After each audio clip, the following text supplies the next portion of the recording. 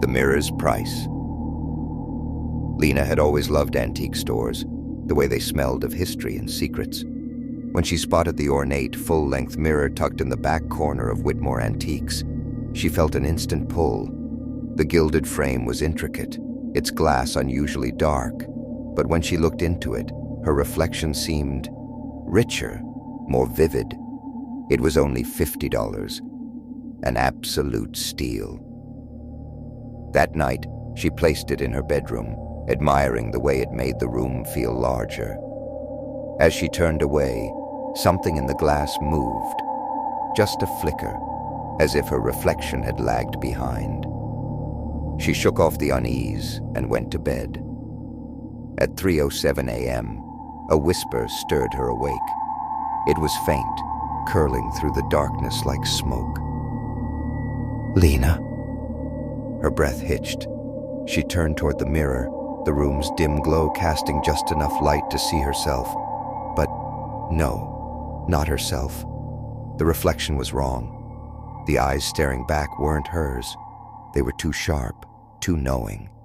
And then, without Lena moving, the reflection smiled. She gasped, scrambling to turn on the lamp, but as the light flickered on, her reflection didn't match her movements. Instead, it lifted a hand and knocked on the glass from the inside. A cold terror spread through her bones. She stepped back, but the reflection stepped forward, pressing both hands against the glass. "Trade," it whispered. Before Lena could scream, the mirror's surface rippled like water. An unseen force yanked her forward, her body slamming against the glass. It was like sinking into freezing tar. She clawed and kicked, but the surface hardened, solidifying around her like stone. Inside the mirror, she pounded against the glass, screaming. Her reflection, the thing that had stolen her place, tilted its head, adjusting Lena's nightgown with a pleased smile. Then, without a second glance, it turned and walked away. Lena tried to shout, to bang, to escape, but no sound left the mirror. Her screams echoed only inside her own mind, as she watched the imposter live her life.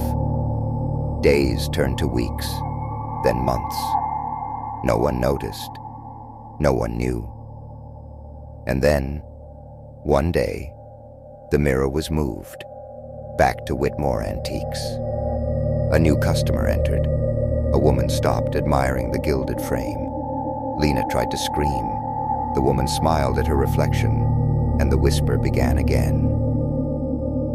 "Trade."